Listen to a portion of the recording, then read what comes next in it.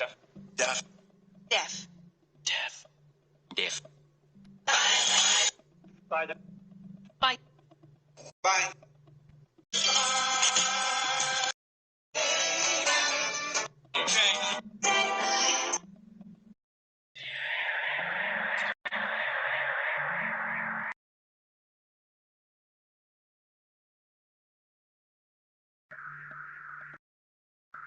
Deaf by Daylight.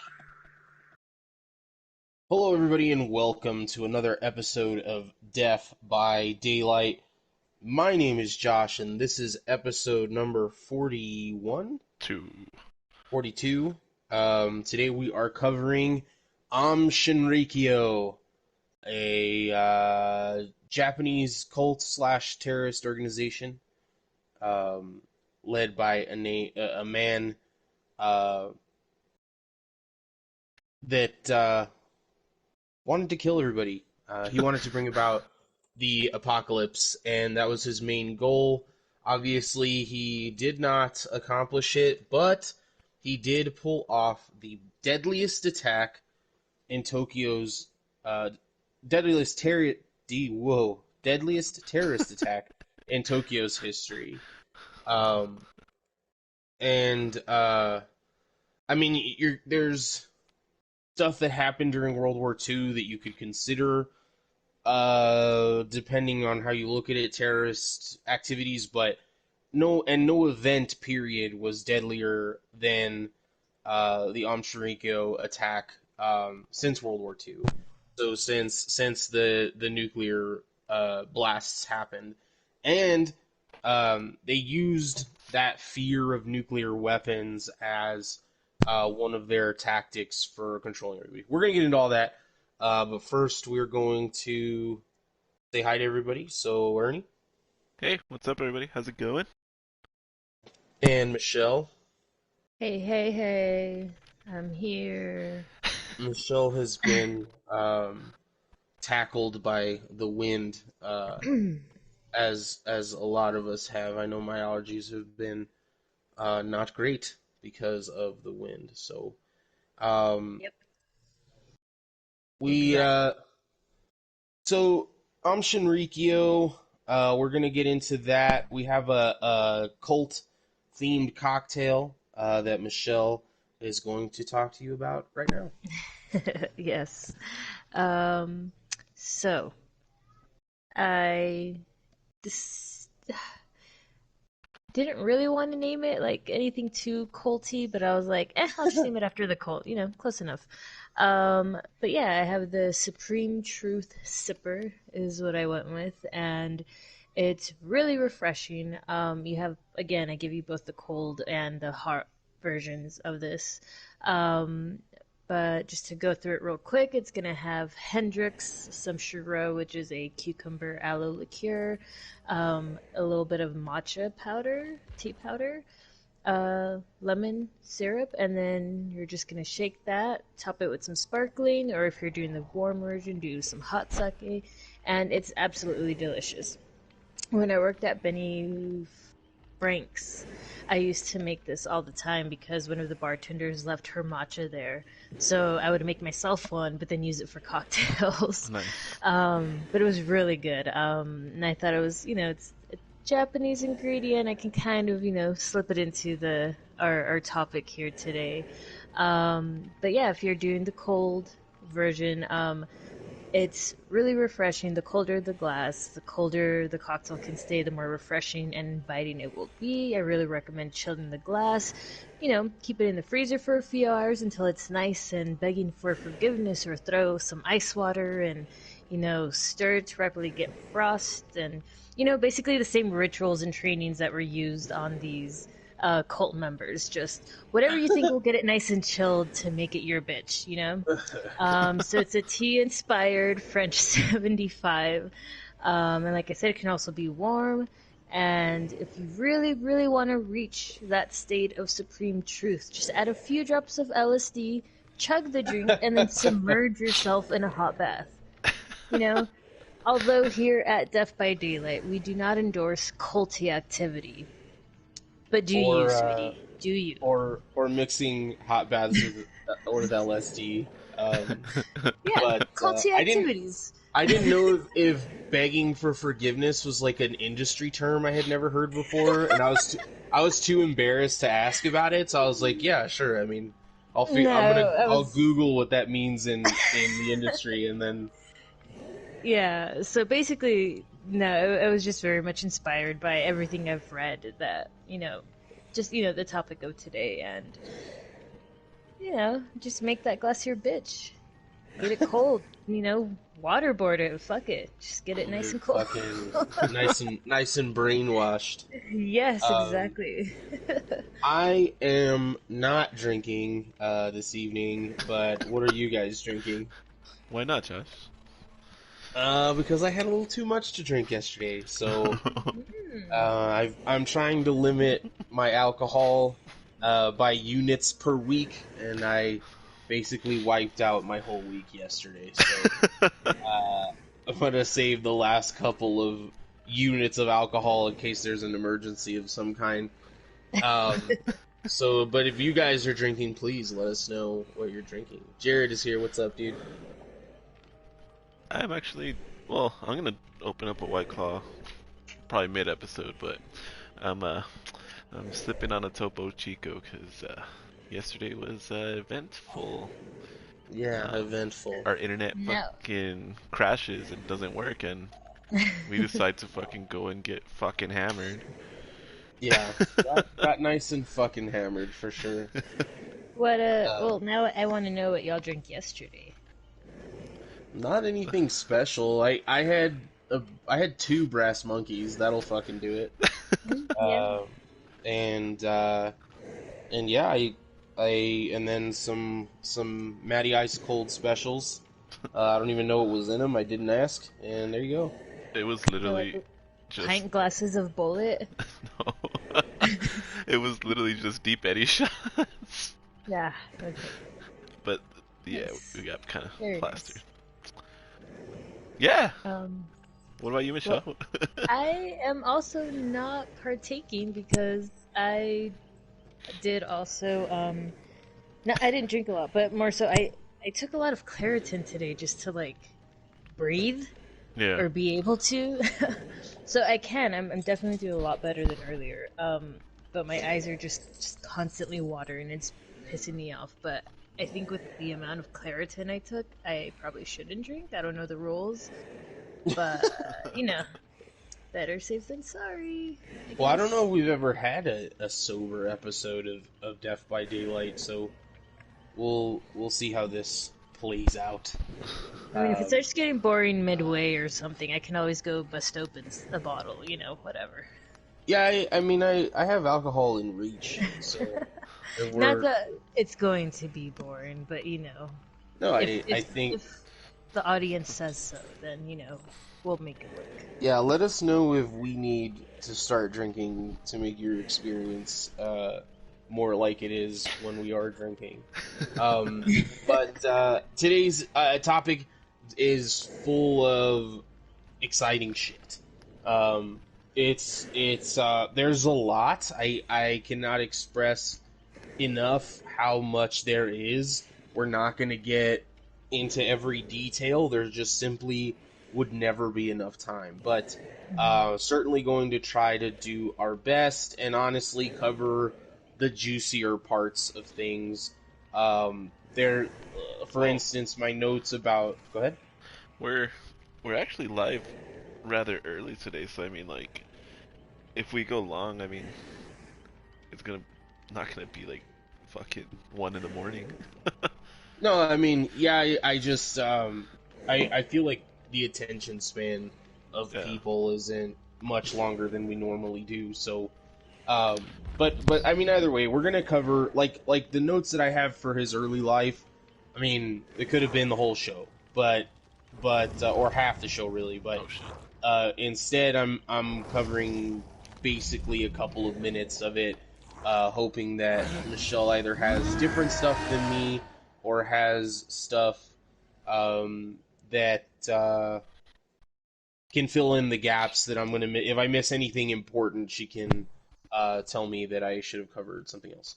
I got you. And it's a fascinating story. It's that David Koresh has absolutely uh nothing on Shinrikyo and Shoka Asahara, um and so it's gonna be good. Do you want to talk about your build? Oh yeah. It's nothing different. It's just the typical sweaty killer build. Just corrupt to block the generators for 2 minutes at the beginning, ruin and dying to keep the gen pressure, and barbecue to see people and get more blood points. Oh, but this is the cool part.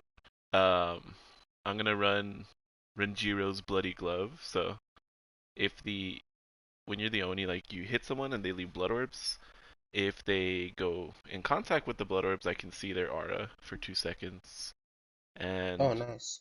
the splintered hole makes them drop more blood orbs. So yeah, and then also Undying shows me when they're near a totem. So pretty much I'm gonna be All seeing right. these fuckers a lot, hopefully. And as always, we try to keep our killers on theme. I imagine that anytime we talk about anything Japanese, this is what you're gonna get. Yeah, I would Because it's run hard. It's Spirit, but she's a little harder to play because you gotta listen and be very like quiet. You know what I mean? yeah, it doesn't translate to the medium as much. Yeah. Um, so uh, And Oni that looks being fucking said, sick, so. I I don't feel comfortable leading a drinking game in which I'm not drinking. But we're gonna if you tune in to drink, and I'm not gonna fucking stop you. So, just for reference, if this is your first time here, normally we'd be drinking with you. The way things that have played out is that we're all a little bit sober this evening. So, if you want to follow along anyway, anytime that Ernie uh, breaks a generator or anytime he puts someone on a hook, that is a drink. The first and the third kills are drinks, and the second and fourth uh, kills are shots. And so we will address that as it goes. If you're gonna drink along, that's great. Normally, and I'm sure in the future, we will be doing that right along with you. But our Fridays were a little bit eventful, as Ernie put it, so delicately. This match is Um, gonna be miserable, I can tell. because of their ranks or what? Well, there's 3 people with flashlights, and I Oh. just recently got into red rank, so like they might What does just the like flashlight mean? they can blind me. Like Oh, yeah. So like when you pick up a survivor, if they time it correctly, by the time you finish putting them on on your shoulder, they can blind you and you drop the survivor. oh shit. So, Fuck 'em And that's over. something that you have to carry as opposed to like a med kit. mhm. And there's like some people that are fucking good at it. But yeah, it And should be it's fun. it's just a timing thing. Yeah, you have to time like if you time it too early or too late, it just doesn't happen. Oh, But for sure. because the animation when you're picking up the survivor, like once you're like right by like the shoulder part, you start blinding the killer, and by the Yeah. time like he actually puts them on his shoulder, he can you blind them and then they just drop the survivor because you stunned them. Oh. So yeah, this might Um. suck. So we're gonna address the drinking game when we can, but because there is a lot to discuss, we're gonna go ahead and get into uh, some easier, I guess, lighter stuff about the cult before we get into the heavier stuff. In chronological order, talking about his early life is pretty heavy. Like, he had a pretty rough childhood, and then Not even just him. Like he made life miserable for all of the people around him from a very early age. And what we're gonna discover is that he everything that happens, everything that he brings to the table is hypocritical because of who he actually is. I think that, again, my cult Jesus is David Koresh. The Waco thing fascinates me. He fascinates me. And I think when you get into guys like Charlie Manson or you get into guys like Jim Jones, there was always something sinister behind what they were trying to accomplish. Always there was. I don't think that was the case with David Koresh. I think he truly, deep down, believed what he was selling. And I think he really did. I mean, the reason they had all the guns and stuff were to keep themselves safe and to be able to practice. You can say what you want to about having sex with everybody's wives. Inherently, is that evil? Probably. It's probably sinister. But not compared to what Charlie Manson or Jim Jones were able to accomplish. When you talk about Shoko Asahara, which is not his real name, by the way, but that's what we're going to call him because it's too complicated otherwise. And that's what he went by. It's just not his born name. So when Asahara was young and not going by that name yet, he was found out to be... he wasn't blind. He had infantile glaucoma, which is unfortunate, but it didn't blind him completely. He had no sight. I think it was his left eye that he had no sight, and then his right eye he only had partial sight. But even not even. I mean, blind people can be evil, but it didn't stop him from being a dick. And throughout this whole thing, you're gonna find that that Asahara is a lot closer to somebody like Jim Jones or Charlie Manson than he is to David Koresh. And here's the fucked up part. He dwarfs all of them. This is one of the most prolific cult leaders that has ever existed. Asahara, Hitler, Donald Trump. That they're all, just prolific cult leaders that got people... It's fucking nuts. I mean, in a post-Trump world, it's not hard to believe that people can be brainwashed by the masses, but he didn't have the tools that Donald Trump did at his disposal. Asahara had to do things very differently and did do things very differently, but was able to amass an unreal following. At the surface, the Shinrikyo is a spiritual movement, much like a lot of cults are disguised as when they're being sold to people. There's a mix of Hinduist beliefs and Buddhist beliefs, and he's claiming to do all sorts of things. He's claiming to be able to heal people. He was an acupuncturist in his early, not as a kid, but as a young man. And so all of that stuff, he's gonna disguise what he's doing as spirituality, as being involved in saving, maybe not your soul in the way that Christians would do it, but cleansing you and healing you.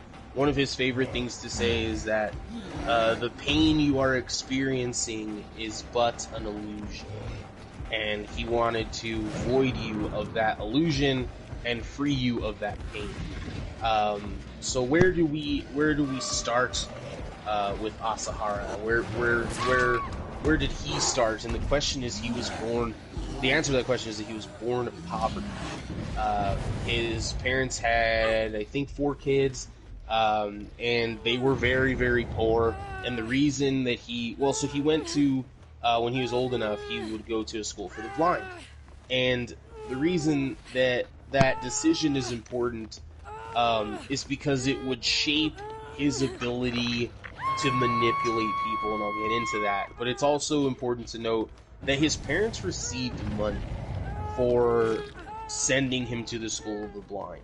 So there was like it's not a stipend, that's the wrong word, but there was compensation, financial compensation to them for sending him there, and then on top of that, you don't have another mouth to feed. So, I thought it like it's more oh my gosh, it's like oh man, it's like a benefit thing, right? Because you have a child who is disabled, he right. gets said money like extra because it's like, you know, extra this, extra schooling, extra, you know, outside teachings, and like, you know, like my fairy godson, he is autistic, like nonverbal, so they moved to California because over there it's like the best. But yeah, anyway, I didn't read much about that as far as like the family getting money. But I did read that while he was at the school, that he would actually beat and extorts, the other students for their money. Is that like connected to that, or is this like kind of separate? Is that just him being a dick at school? It's just him. It's him being a dick because that money, the money that he had by the time he would leave high school, he had amassed like $20,000 of other people's money, and none of that went to his parents. So the benefit money that his family received, and the money that he would amass through his dealings, his shadowy dealings, are separate. And he was very resentful towards his family for sending him away, and did not have a great relationship with them after he went to school blind. It's also important to note that he was not blind. He legally was blind, but he could see a little bit. He could see, and in the land of the blind, the person that can see a little bit has a huge advantage. And he used that advantage constantly to get what he wanted and to take it from other people. Rebecca is here, and Jesus says, if he got that funding today, you think you'd use it to buy a PS5? No, because he is legally blind. He would use that money. Well, you'll find out what he uses his money. Yeah. And so his time in school was spent molding him into a manipulative, real low-life dude. He extorted his fellow students constantly. It was said that he was a fucking bully. It was said that he was constantly, like, physically attacking kids, but also extorting their money from them through various ways. But some of it was just tricks. It's easy when you're at a school full of blind people, and part of your existence is that you have to trust these other people around you. A lot of the kids didn't know that he could see, or you know, it wasn't something that was constantly talked about. So he would just trick people into getting money or to getting power. In school, it's kind of hard to think about what power was, but there is. They had different chores, and he would trick people into doing his chores, or you know, they had responsibilities, and he would trade different responsibilities, so he always got to do what he liked or didn't want to do what he didn't like, stuff like that. Where you think about it now, in the context of today, yeah, I mean, bullies don't always become cult leaders. That's ridiculous. But I don't think that just because all bullies don't become cult leaders, that him being a bully in the way that he was didn't enable him, like straight up enable him to be the prolific cult leader that he was, because his tactics, everything that he used on people, he learned in school, which is ironic, but that's the way it happened. I mean, school taught him how to be this terrible, terrible person. And part of him moving forward he has a very clear, I mean, all cult leaders do, right? But he has a god complex. He very much views he said he was the first enlightened one since the Buddha. That's what he said about himself.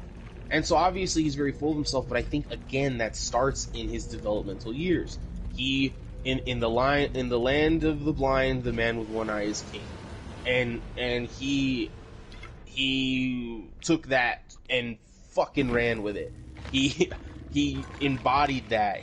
And then when he got into the quote unquote real world, he was still able to use those things against people.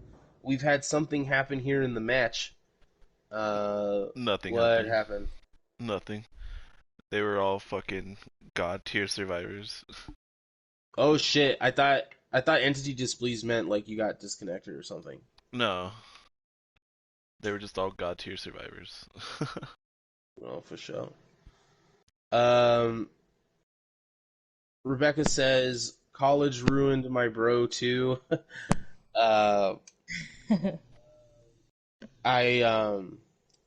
an advocate for higher education, but this was not that. This was he didn't go to school beyond high school. He had training in acupuncture, which is what we're about to get into. But he did not have enough training in acupuncture to do what he did. The next bullet that I have here, and this is something that you and I can discuss, Michelle, is that when he first started out in the world and was thinking about how he could get more power and more money, what he did is that he started selling healing in different ways, acupuncture and whatever else. But one of the things that he did is he had a remedy, a remedy for your soul, a remedy for your spirit, and all that it was orange peels inside of alcohol. And he would sell these orange peels inside of alcohol for $16,000, not yen, 16,000 American dollars. Well, the equivalent of 16,000 American dollars for 3 months treatment with this fucking snake oil. He would charge you $16,000. And so very quickly and all of a sudden, and in ways that I'm sure all of us wish we could, he had like $350,000 1 year out of high school. And you can imagine that kind of money with a very young person almost never goes to good things.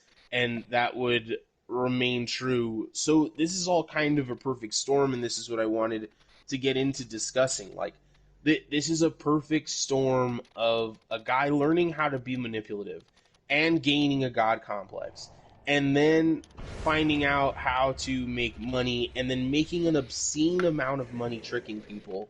He never had a chance, right? Like, he was always just gonna be a cult leader. That, I agree. Like, I think the quote that you used earlier, the whole "a man with one eye is like the king." I fucked that up. What was the line again for the quote? In the land of the blind, the man with one eye is king. Yeah, I switched that around. I think that should be like tattooed on his forehead, or not really, but I think because of that, because what I read as well is that the reason he got into acupuncture, and rather that was like his job after school, it was because it was like the occupation that, again, more blind people kind of could do, because again it was more on feeling and sense, and I think with the whole him being a bully, having quite literally all those years in school with that, he wasn't fully blind. He was legally blind, but he could still kind of see. And, tricking, beating, extorting the other students, he basically had that entire time to basically practice, for lack of a better term, what he was going to end up doing in the future. So yeah, I agree in a sense, like, he was born with said, disability, Maybe he got shit for it from his family. I don't know. Like all these things were just like basically falling into place that like, of course, something like this was gonna happen. I'm not saying everyone with a disability like ends up like this. It's just like the route that he took, especially because he saw that he had an advantage in this school. And then kind of what you said immediately afterwards, he made like how many thousands of dollars selling this like bullshit like shitty cocktail. Yeah. But like claiming because I don't know, like is this already like the time where like has he written the books that he's read where he basically proclaims like he's a self-proclaimed like Christ as well? Like No, there's, like, we're so not this there is like yet. before. So I think Right. again, like all of this is just like building up to that, and I don't know. Part of me is like, damn. Like as I was reading this, I was like, damn, must be nice to be like a guy, that can say like, yo, try my shit. Like I think if roles were changed and he were a woman, like I know I'm taking it there, but this is all that was in my head whilst reading and researching all of this. But yeah, if he were a woman, I don't think he would have gotten this far. Like at one point, the whole cult had like a net worth of like $1 billion. Like once it became global, like what the fuck, That is crazy. Yeah. But I mean, he did. Yeah, he had $1 billion in assets at one point. And I think that it's pretty obvious that there aren't a lot of women cult leaders. I'm willing to say that I don't know of even one, or maybe I'm just completely overlooking something very obvious. But I don't know of one cult leader that is a woman. And I think that there's a lot that we could unpack there, but for me, the simplest answer is I don't know why that. I don't know why that's true. Other than in the course of history, men have been able to just get away with a lot more. But I feel like maybe there's an aspiration part of it there. Have women tried to become cult leaders and failed, or have no women just tried to become cult leaders? I of course, think women have tried. It's silly to think that that's not the case. But I think, like, again, just think of women in positions of power, because that's what that is, And it's kind of sad that it took me, like, having chosen this topic and then me doing research that kind of clicked. Like, I know it's not something that I want women to be associated with, being a fucking cult leader, Right. But at the same time, it's like, I'm pretty sure there have been women out there who tried to, like, sketchy shit, let's just say that. But, because they're not taken seriously or as seriously as men, they're lesser than men, that it's like, nah, pass, So then they went off and did other sketchy shit, but, Yeah, and I think there's an... It's not. I mean, it is charisma. It just has, like, a really positive connotation that what they have, whatever these cult leaders have, is more sinister than charisma. It's an ability to brainwash, but also, like, just rile people up. And so where they're putting their life on the line for these causes. Now, we do find another pattern here that is true in other cults, which is that the highly intelligent and the highly educated are more susceptible to this kind of thing. So maybe that's what happened to Beck's brother as well. I know that I was approached by some very culty people during my time in college, specifically at Texas Tech, because it's religious stuff, right? That's how it's disguised still. It's just that people use the Christ because a lot of people seem to have their guard down regarding that religion for one reason or another. But it's very easy. So when you have education, when you are educated about what ails the world, it's a hard pill to swallow. If you understand all of the things that we are up against as a society, as human beings, as individuals, it's a lot to take. It can be immensely overwhelming once you go and you learn what's actually going on. It feeds directly into the Garden of Eden and how the fruit of knowledge is to eat from the tree of knowledge is what casts you out of paradise. And it sounds ridiculous that a religion would push, something that is encouraging you to be ignorant, but it's kind of what it is. They want you to blindly follow this, whatever they're selling, as opposed to educating yourself. But there's a price. There's a price to pay for being educated. There's a price to pay for opening your eyes and being woke. And not in the, way people use it now. Like truly awakened. There's a price to pay for it. And the price is that things get very, very dark. And so a lot of the times these people break and they need to believe in something. They need to process this in a way that a lot of people are not able to, and these leaders offer them healing. That is an incredible thing to be able to offer. Think about how healers are treated in our society, how much we pay them, how much we look up to them, how much and of course in Western society it's doctors, but all over the world, in all schools of healing, healers are the most important people that we have. And when someone offers to heal your soul, and they offer to heal your spirit, it's hard to turn that down, especially if they can awaken feelings in you almost immediately. And that is what the fuck Asahara was good at. He knew, because of acupuncture, because acupuncture is a science. Like, it's not an exact science, but they teach you where to touch on the body, what to feel, and what to do in order to incite reactions. And the reactions are different, right? It's not all fucking pleasure and immediate, but he did know how to do that. He knew where to touch you and how to touch you to make you feel relaxed, to make you feel better. He knew what to say because of how manipulative he was able to be his whole life. And whatever we want to say, I won't give the hyperintelligence thing to Trump.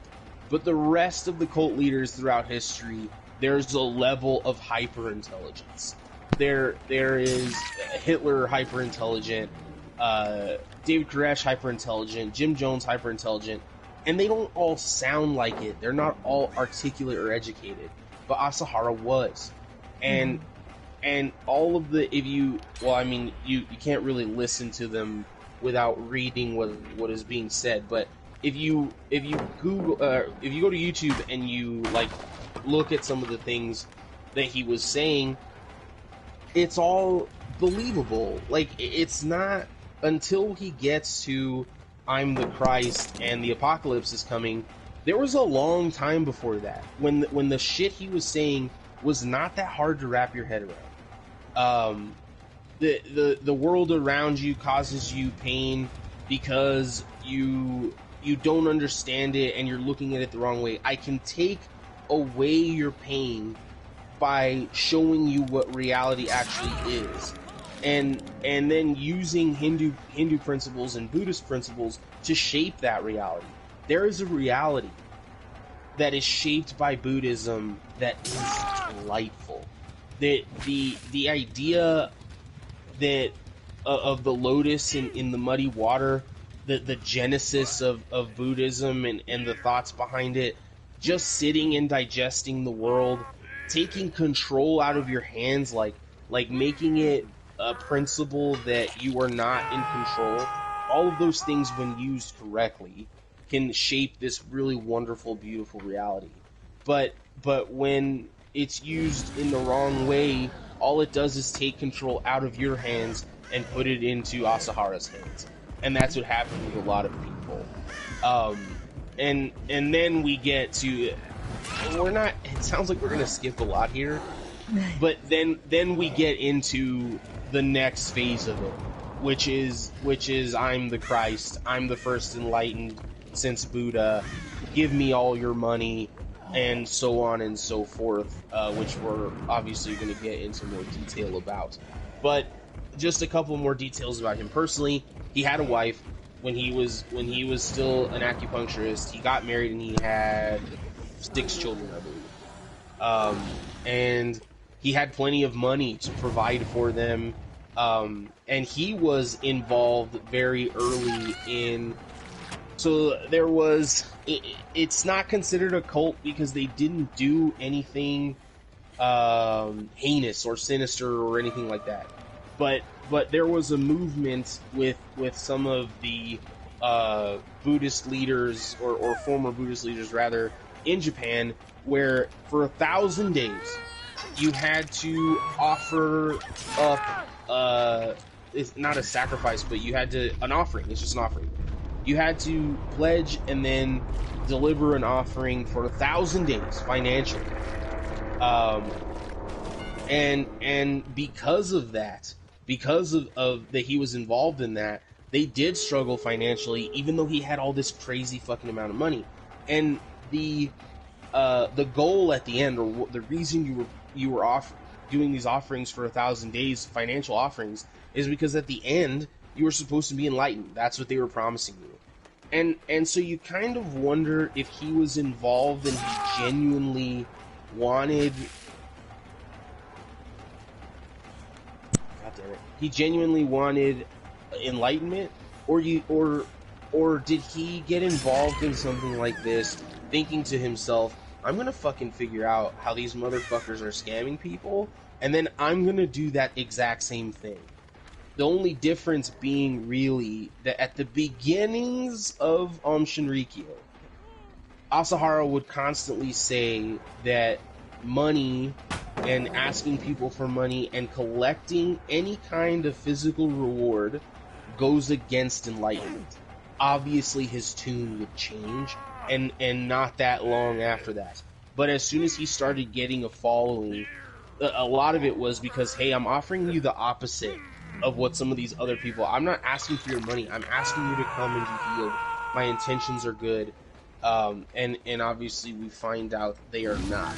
Before we move into financial extortion and kidnapping and terrorism, what have I missed? Not missed much, but I think just to go back and the last thing you said, how at first. How you said he would change his tune, right? At first it was about enlightenment and, we're gonna do what the other people can't do, so come here with me and I'll help you through your enlightenment, right?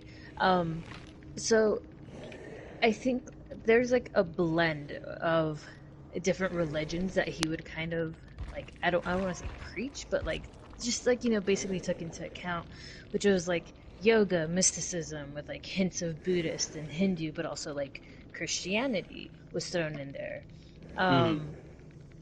And I think if you take that into consideration, right, and also take like the story that you said that like how you were people were kind of saying like, hey, like join us over here when you were at, you said Texas Tech, right? Yeah. So they actually did do kind of something similar to that. They would actually go and recruit people in like top Japan universities, and it was basically they were trying to pull or make it attractive to those who were kind of like disillusioned with the whole academic system, right? It was basically it's all just measuring people with exam scores instead of like individual ability, and Right. taking advantage of those who feel rejected by societal, educational, government systems, right? So they were essentially offering something that made these specific individuals believe that they could achieve something greater than, or give them an advantage to the other quote-unquote regular folk. Now, if someone like a group like this had like come to UTEP when I was barely like 18, 19 years old, I was still like very like, again, besides the whole religion thing, like, I probably would have been like, yeah, like, I hate standardized testing and, you know, all of that. And again, they were really kind of focusing on that and then saying, oh, you know, and it's like, it's not really religion. It's like yoga, it's mysticism, it's just like believing in yourself, etc. And yeah, we have some Christian, yeah, but we'll talk about that later. You know, and I think how they did that, I think that was cleverly done.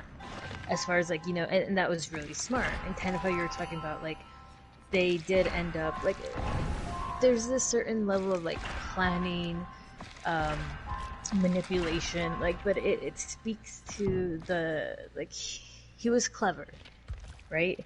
We can't really say he wasn't intelligent. Like, there is a hint of sense of like a lot of intelligence there that, you know, reading this, like, shit, Michelle, 18, 19-year-old Michelle probably would have been dragged into this because she would have been like, heck yeah, that sounds awesome. But going back to the whole, in the beginning, it was very, oh no, I don't need your money, this is just your enlightenment, to now it's like, oh, well, like, well, you've been here for X amount of years, like, what's up? Give us all your shit. Yeah. But you see that kind of throughout in different elements, the whole, like, oh, this is great, it's gonna be just like yoga, but then, like, just make a turn for the worst at the end, like, oh, no, actually, this is, like, Christianity, we're gonna teach now, I am Christ, you know? Yeah.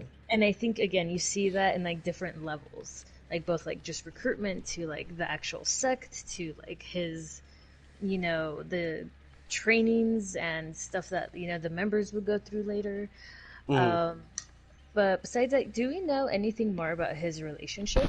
Like, was he married up until his death with the same wife that he had the 12 children with, I meant? Because that sounds like, so to me, like, the whole cult leader members, like, it has such a, like, narcissistic, like, relationship thing going on that I just wanted to know more about that. Like, was she a part of it? Did she believe in it? Or she was just, like, on the side, like, whatever, do your thing, but, like, send checks? So the only context I have for that is that his children were able to remain anonymous for the most part. So I can't, until one of them came out and started advocating for not killing him, no one even knew that she was his child.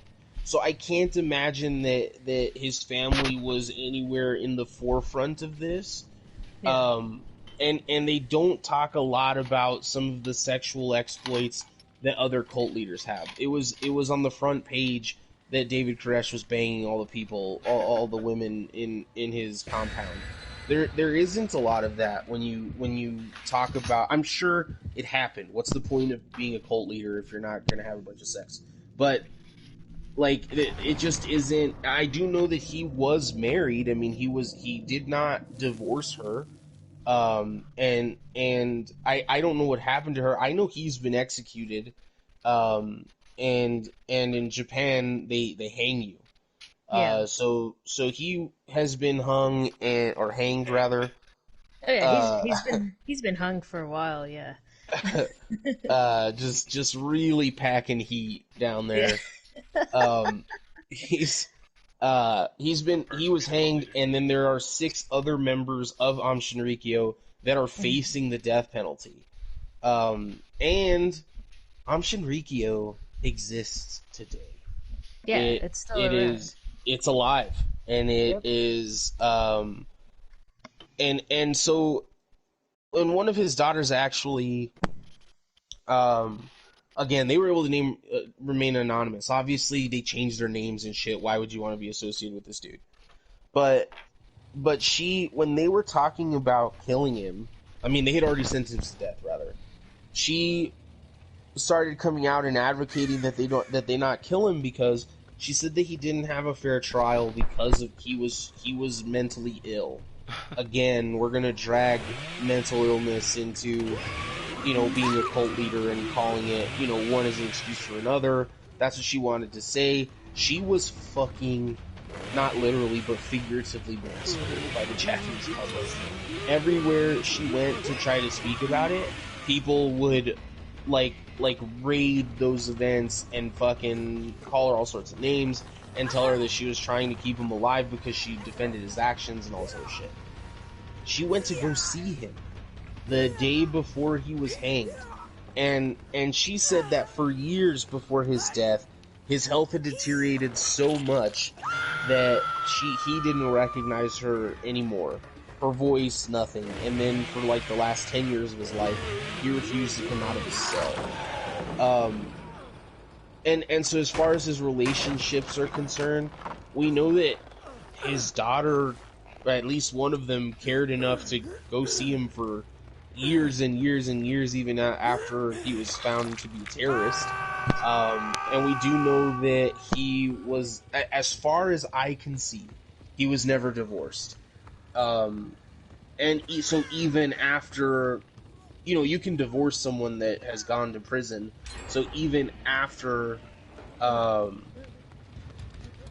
it says here that, that his wife, that they remained married, until he died, and that they had 12 children, and that they were never divorced. I think that said something.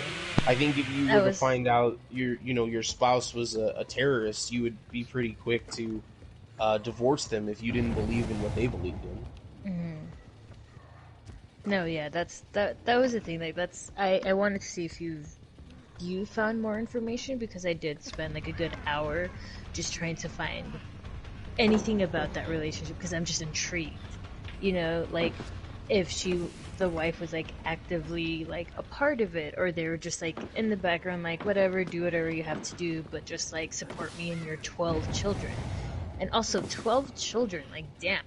Like when I first read that, I honestly thought, I was like, okay, like 12 children, it's like that whole like older generational mentality of like, oh, we have kids to like help with the family work, right? Like help in the farm or do this and that, right? So like you have children to help you with work to make money. And when I first saw that, I was like, oh, okay, so his children were involved in the cult as well. They, even if it was like, oh, you're a new member, here, sign up here, like it was the recruitment part or anything, but you never, besides that daughter, heard anything about them. And again, that was already like past like the prime of the said cult and all the recruitment, etc. But the fact that it's still around today, I'm kind of like, well, there was 12 of them. We don't really know. They changed their name. Hey, maybe, I don't know. Yeah, and maybe he was smart enough, or had the foresight to keep his family out of the spotlight, and to keep them in a place where maybe they could, continue in without his name or being attached to him, or he just understood that he was about to get involved in some really fucked up shit, and he loved his children enough to keep them from ridicule and that kind of thing. It doesn't seem like someone that's an egomaniac would have that kind of foresight, that would have that kind of affection for his children. But the fact is that we do not know. We do not know. And here's another thing. The reason we know everything about all the American cult leaders is because something called the Freedom of Information Act. And in Japan, no such act exists. Or something close to it, but not nearly as extensive. And nobody knew he was gonna die when he died. They do not announce executions until after it's already happened. Until after it's happened, yeah. I read that, like, she was a widow, she lost her husband in the attacks. And it was like her... It was like it was a YouTube video, but it was her kind of just going off and saying, like, that's kind of bullshit, like he should have been, not that I, basically saying, like, not that I wanted to keep him alive, but he should have been around to explain his actions to, I lost my husband, but there's also, like, X amount of other family members who, like, they're still sick, they're still in the hospital, or that have died, that, like, we want answers, we want you to, like, basically, like, take, not credit, but, what was the term she used? But basically just be around there, and basically saying, like, it would have been nice to have been to know, to, like, mentally, physically, emotionally prepare myself for that because, the person who took my husband is, dead now. Like, I thought that was kind of weird. That was kind of fucked up that they don't say, but at the same time, it's like, maybe it's a good thing. Like, maybe I don't need to know that. Like, again, putting myself in their shoes. But I don't know. That seemed really odd to me. But then again, I also was born and raised in America, where like everyone's business is everyone else's, so like whatever. Well, and we do get this thing in America, and you see it in, like, cowboy movies and shit. It's like, and you hear it in fucking lyrics and in country songs and stuff. Like people go watch a hanging. Like, Yeah. like it was something that was, we attend executions in this country. Like the families of victims attend executions. I think there's something culturally to be said there. I think you're also looking at, so in Japan, just for reference, between 2012 and 2016, 24 people were executed in Japan. The number for that in America is very different. And so we since 1976, we've killed like 1,400 people, and I'm trying to find the number that would correlate directly between 2012 and 2016. More than 1,500 executed. So in those 4 years, America killed close to 125 people, as opposed to 24 people. So there's just and execution in Japan is reserved for multiple murders. Not reserved because there have been people that have done single murders that have been executed because they were particularly heinous. But the death penalty is mostly reserved for multiple murders, and that's what we're going to get into with Shinrikyo, is that it's not just a scam, it's not just taking people's money, it's not just kidnapping and extortion. There was a great deal of murder and intrigue, and we're going to get into that next, but first we're going to check in with Ernie. How are you doing, buddy? Shitty. I saw you got a 2K. Yeah, the last one. I just got a really shitty map to play Bubba. That's what you're gonna play now? That's what I'm playing right now, yeah. Oh shit, Rubitid. What's up, Ruben? Says dude swangin'. Yeah, so he I mean, it's not a spoiler because he's executed or whatever. There's a lot of stuff that we haven't even gotten into as far as his crimes. So the Michelle. Yeah, we lost Michelle real quick. But I'll keep going. Maybe I'll give her like a couple, like 30 seconds to try to get back on. And then if not, I'll have to just continue with the story. But Shinrikyo, fucking, well, actually, I mean Asahara, really, fucking, very, very intriguing person because of what he was able to acquire and what he was able to. His following was over like 10,000 people. Again, like that David Koresh couldn't even fucking dream of 10,000 people. And he amassed literally $1 billion in assets. At one point, that's what Shinrikyo had. I mean, I guess it was Asahara that had it, but it was all in the cult's name. So $1 billion. And I guess I'm gonna just have to go on without Michelle. Let me see if she said anything in the group chat. She has not. Matthew Stafford is being traded to the Los Angeles Rams. Really? Yeah. That was the update that I saw on my phone. So I'm just gonna have to keep going. So the way this happens There she is. And she's back. She's back. Michelle, are you there? Yeah, so sorry. I guess Cesar's been playing Final Fantasy, so I just had to go through all my remotes to see which one wasn't, like, dead. So I'm so shit. sorry about that. But I'm here. I found a fully charged one. We're good. I'm so sorry, everyone. No, it's all good. So we're gonna get into the biggest crimes, which murder is at the top of that list. Terrorism, murder, not interchangeable, but they're both tied for the top of the list. And the other one is, the other big one is kidnapping, and then we get into financial extortion. But the financial stuff that we're about to talk about is not like, you know, he was skimming off the top of people's wages. He ruined people's lives because he would get them in these states of, like, either euphoria or give them a bunch of drugs so that they were incoherent, and then he would get them to sign their lives away, their cars and houses and everything else that they had, again amassing $1 billion that this man had in assets that he got in that way.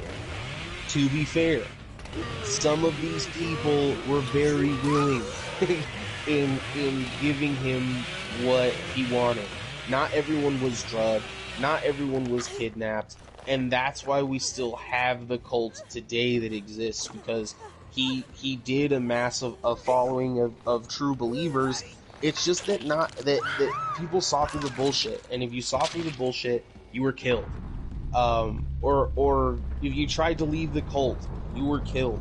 So he and killed by, again, people who were like functioning members of society who now have turned into assassins for this man. One of the murderers or that happened on his command was done by an astrophysicist. An astrophysicist killed the guy for him. It's just fucking crazy to think about. Again, Dave Koresh is fucking minor league baseball compared to what Asahara is able to do. And so let's get into some methods of financial extortion. Do you want to get into that, Michelle? Yeah. I have... Well... Oh my gosh, okay. I wrote my notes out of order, but I have, like, the one that got my attention the most, and maybe this was a little later than where you want to start. No, But this was like in 1992 when Asahara decided to go to Moscow. This was kind of after, I don't know, while my remote died, that if you spoke about him in 1990, he and 24 of his followers, like, they tried to run for parliament, and, like, they were campaigning. It was mainly them, like, singing and dancing in, like, Tokyo streets, but not surprisingly, of course, like, he was crushed in the polls, and then it was a huge loss, and it was basically like a punch in the ego and his pride. So this kind of resulted in him kind of, like, acting out a little more, and being a little more attention. Yeah, basically. So it was after that at this point he had about 10,000 followers in Japan. 1,000 or so which resided with him in said dairy farming community where they all kind of resided. I said resided twice. And again, that's where, like, all of this kind of took off. But maybe, like, about 2 years after that was when they went to Moscow, and he kind of knew exactly when to go, and also why Russia. But it was, like, post-Cold War, right? So, like, people there were still confused. People there were still, like, you know, it was these Russians that were looking for any sort of spiritual nourishment after all of that they've gone through. So whilst there, he gained 30,000 members, right? Yeah. And if we're talking about, like, members, like, how much they're actually paying and stuff, like, they would be paying, like, thousands of dollars to be able to drink some of his blood, or drink tea that was brewed from his hair. you know, which I don't know if you want to get into that later. I can keep going. Like, but again, like No. this is what members were paying for, right? And he gained. This is already happening, and he gained 30,000 more in a different fucking country. But as far as like the extortion part, like he made really high contacts in the Russian government. And you know, there was a few bribes and some like quote unquote donations here and there. But after all of this, like it was almost immediately after this that's when, you know, he had, or the cult as a whole had a net worth of about $1 billion. But not only that, it was in Russia through all of these like high contacts in that government that he and the members gained permission to train with the Russian paratroop regiment. In other words, they were granted permission to play with like their arsenal, all of their guns and tanks and everything, and they filmed videos of them doing this. And mind you, they were also gaining, I guess, military support in Japan as well. Especially after they saw that like the Russians were, you know, down to clown. They're like, shit, maybe, you know, we're missing out. Down to So they were stealing industrial secrets for research on like laser, biological, and nuclear weapons. And they formed a unit with the idea of assassinating the emperor to stage a coup. Sound familiar? It does unfortunately sound like yeah. that. That very thing almost happened in my country. Yeah. Really, Josh? Yeah. Yeah, And then it was pretty scary. but going back to like the whole like people who were members, and basically what you said, you know, if you try to leave, you'd get killed. If you know, were just just going against the sect in any way, you would get killed. But other things that the members would go through, besides, you know, paying thousands of dollars to drink a tea made out of his hair, right? Like weird shit like that. Did they know it was made out of his hair? Yeah, like Yeah, they were yeah, paying money to try to drink his blood. So yeah, they knew it What? was tea brewed from his hair, trying to drink his blood. Paying thousands of dollars to get just blessed by him. And he also had the like Asaharo's trademarked headgear that was fitted with electrodes that claimed to transmit his brainwaves to reach enlightenment and levitation just that much quicker and better and faster, right? And I found this quote from a member. I don't know if it was a woman or male, like, you know, it was kind of that like where they changed the voice, you know, so you don't know the identity, but they basically said that the cult, they said in Japan that Japan would fall and there would probably be a nuclear war. So automatically we went for life in the commune. The people from before, meaning their family pre-cult, that they tried to stop me from doing all of this because I was convinced to get on board this kind of Noah's Ark. So basically, you know, they're presenting this like, join us now, we'll save you.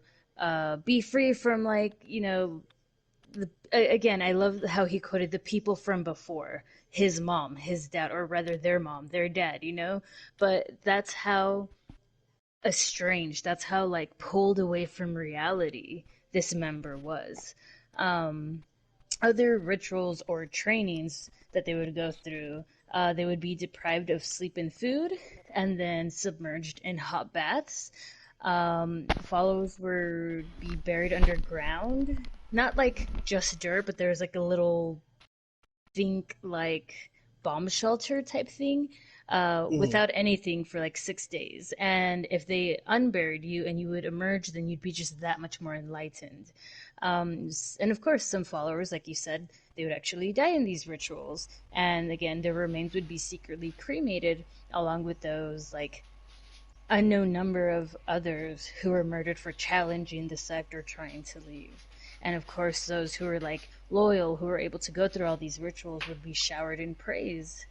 And I don't know if I misread this or if you have more info, but within themselves, they had like a special cabinet of like quote unquote higher ranking followers that were made up of like individuals who were like higher status, like the doctors, like the engineer that you mentioned, right? Like rocket, like even like gangsters, because they had some sort of like power Yeah, before so going he had a cabinet the same as like a president would have a cabinet. He had a minister of defense. He had someone in charge of finance. He had someone in charge of his bodyguards.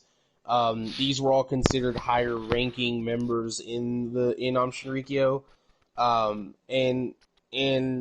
the thing with Parliament, essentially the United States and Japan have like similar structures in that there's a higher House of Representatives and a lower House of Representatives. In we have the Senate and the House of Representatives.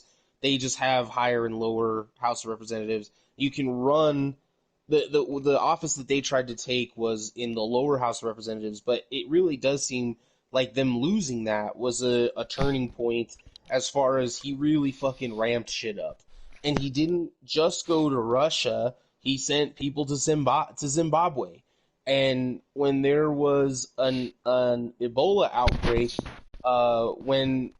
that's when he first became obsessed with the idea of a biological weapon, and was actually able to get Ebola into Japan, so that they could study it, so that they could try to figure out how to make this concoction that eventually they did release out into the open in the train, which is what we're going to get to.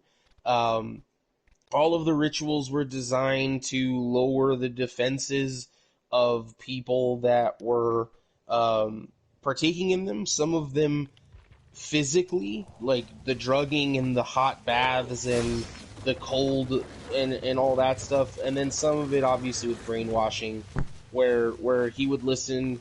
They'd like play a tape for these people hours on end, and it's just him going like, do your meditation, do your meditation, do your meditation, and then you like have a little break, and then partake in the ritual, and like hours and hours and hours. One of the women died in the hot bath because it was 120 degrees. If you go to any jacuzzi in public, they're legally obligated to be like, do not stay in here for more than 20, 30 minutes or whatever, because first of all, it's not good for your heart, and second of all, you can dehydrate and overheat very, very quickly in that kind of environment. And so this woman died. She was in the tub for like 6 hours or something like that. She dies. They take her body, they cremate it, and that ends up being a pretty big mistake because her family did not fucking give up trying to find her. And ultimately they a lot of problems were made for Shinrikyo because of this one individual. Also, there was a lawyer, and he was a lawyer that was specifically trying against cults. So he had a lawsuit in process to make Shinrikyo, to recognize Shinrikyo as a cult as opposed to a religious sect, so that they could not get the benefits of being a religion. Again, Japan, America, there's some parallels here, where churches have some kind of protection, tax exemption, so on and so forth. So, and he had a lawsuit that was trying to get that taken away from them. Then he dies in a fucking brutal way. They break into his home and they hit him with a hammer, and they start literally kicking the shit out of his wife, like trying to kick her to death. And they inject both of them with sodium pentasol, potassium, something like some fucking lethal dose of something. They inject his wife. She dies of the poison. They inject him. He does not die or go down, so they eventually have to beat him to death. And they killed their infant child. And all of this because he was trying to push this lawsuit through against them. He dies, and people just fucking let it go. No one was arrested. The lawsuit is dropped, and Shinrikyo is able to gain status as a religious sect in Japan. Those are just two examples of murder.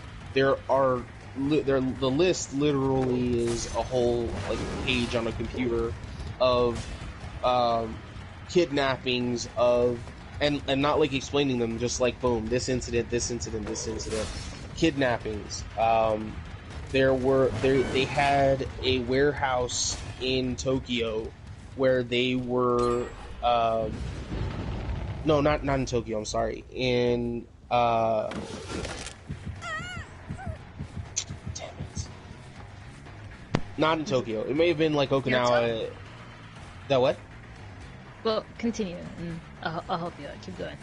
I want to say that it's Yokohama, but anyway, they had a warehouse in not a neighborhood, but in the middle of a city, so there's people that live around them. And this warehouse was where they were developing these biological weapons. People were getting sick. The people around them were getting sick. The people in the warehouse would have to constantly be changed in and out, because they were getting sick because of all this crazy shit that was being developed in there. That got the public's attention, and they tried to raid it, but again, the public can't. They don't have the right to do that. And once the Japanese health department was made aware, it took them fucking 4 days to go look at the warehouse, and by that time they had cleared out all of the evidence of these biological weapons. Anybody that started to get suspicious, hey, maybe I shouldn't be involved in an organization that is separating kids from their family. Maybe I shouldn't be involved in an organization where we're developing what seems to be biological weapons. Maybe I shouldn't be involved in an organization where I have to sign over every single asset that me or my family has to this man. Anyone that had those thoughts and expressed those thoughts, anyone who... I mean, some of these people were ordered to be murderers without really having any clue what they were getting into until they got there and were told to kill people.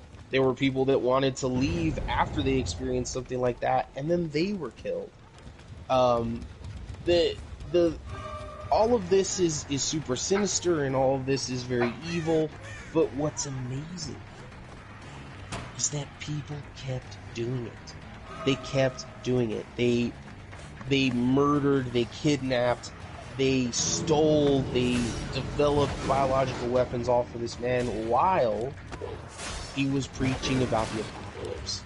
And this is where we get into the... If you Google Shinrikyo, if you Google Sako Asahara, what you're gonna find, the first thing that's gonna come up is a terrorist attack that was on a train. Ruben says, I've got to go, dudes, I'll catch you later. You gotta send me what anime y'all are talking about. Fucking Ruben. That's actually interesting, because there is an anime. I was gonna say I was gonna bring that up too. Yeah, the recruitment anime. I have the link, I'll post it right now. Yeah. There's an anime on it? They used anime to recruit people. It was like their promo videos. That's corny. They had different ways of like recruiting people, anime, manga, and then like these weird dancing videos that they're actually pretty creepy to watch if you want to go watch them after this. Yeah, it was. You see him like flying. You see people just like following him and like trying to get his. It's so fucking creepy. The flying part's hilarious though, but I mean it's all looks pretty fucked up. And all of these things, again, like the timeline of it is like things are pretty innocent, things are a little more sinister, holy fuck, what's happened? Like there was a big jump between like recruitment videos and give me money and let's all be enlightened together, and then just straight up a criminal organization was born. fucking weapons and kidnapping and murder, all the stuff we've talked about, but all of this in the name of this guy who was also telling you that the world was about to end. And that's where we get into the terrorist attack, because ultimately these people were convinced to put this attack into motion because he convinced them that the apocalypse was coming, and they were actually trying to trigger the apocalypse, the end of the world. Shinrikyo, Asahara thought that, or preached rather, that America was going to send nuclear weapons over to Japan and detonate them, and that Japan would be pushed into a nuclear winter, and all of the population would be destroyed. And before they could do that, they needed to stomp out any Western influence in Japan because it was ruining the country, and it was better for Japanese people to die at Japanese hands than to be blown up by the Americans. But like with many doomsday cults, he kept getting it wrong. He kept saying, "Look, it's going to happen this time," and it wouldn't happen. And so he finally convinces them. He's like, "I've been going." It's like in The Sandlot when the vacuum blows up in the treehouse, and the kid comes out because he didn't get out, and he's like, we've been going about this all wrong, and that's what this is. He's like, you know what? I had it backwards, guys. We're supposed to trigger the apocalypse. The apocalypse isn't coming to us. We are the apocalypse, and that's how we get to the terrorist attack. Now, we talked earlier about like some kind of chronological sense here. I get that it's difficult, but this story is not linear. It happened linearly because that's how life works. That's how human reality works. But all the pieces of this puzzle are not one right after the other chronologically, and the other stuff that we talked about as far as Zimbabwe and all that stuff is important, and the apocalypse stuff is important. But what we're really trying to get to here is the act that would get them all arrested. There's also elements of suicide, asking people to kill themselves and stuff. I don't really want to get into that very much. I feel like there's a lot of talk about that kind of stuff in our world today, and I would just rather stay away from it a little bit. But the other stuff, the terrorist stuff, I feel like exact opposite. It's really important that we continue that conversation of domestic terrorism. And we're about to get into that. Did you get any kills on the last one? Fuck no. Damn. So you're gonna play Survivor? Yeah. It's been a rough day. We're getting a lot of good teams. Just people that are good, essentially. I'm probably playing together, I imagine. Yeah, you could tell like the way that they play that they're like on comms, so like it's just a little harder. But it's a learning experience. It's also early, so I'm assuming the youngin are still up and playing. Yeah, it was probably a group of like Basically, like 4 all they do 11-year-olds is that just like destroyed me. yeah. It's okay. It happens. It happens. Yeah. Okay, I'll jump to Survivor because, why not? Yeah, for sure. So we get into the Armageddon story. So Shinrikyo says a third world war is going to break out. America's going to bomb us, whatever. And it's going to be a nuclear Armageddon, and not just for Japan, but for the whole world.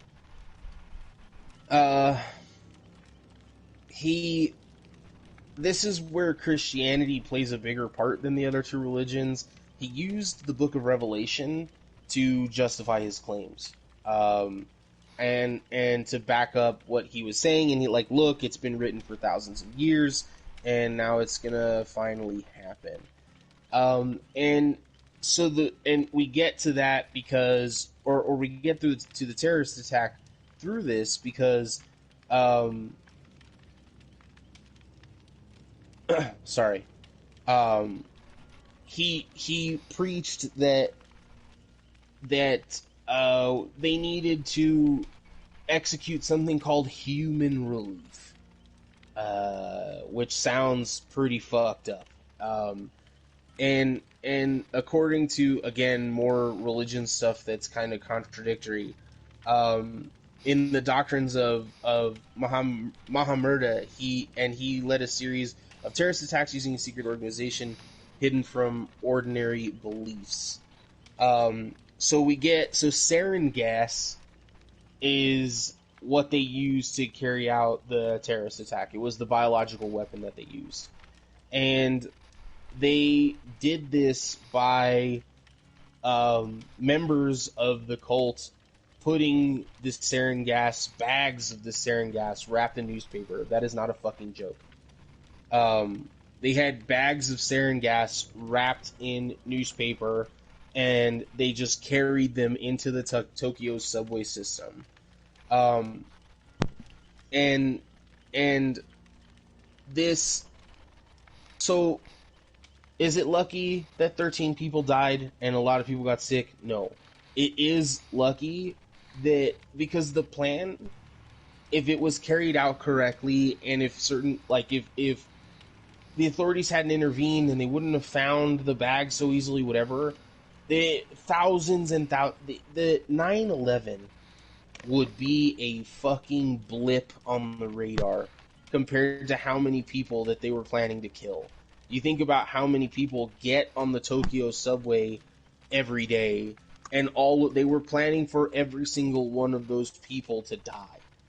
And they didn't. And that is lucky, because there wasn't like things just went wrong. Things just went poorly for them. It wasn't like The Rock and Jason Statham fucking found out about it and then went into the tunnels and stopped all the gas. Yeah. That would be an awesome movie, though.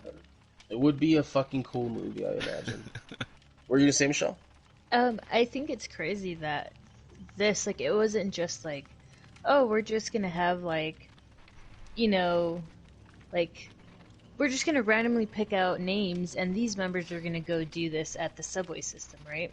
No, it was two physicists, it was an artificial intelligent researcher, it was an engineer, and a heart doctor.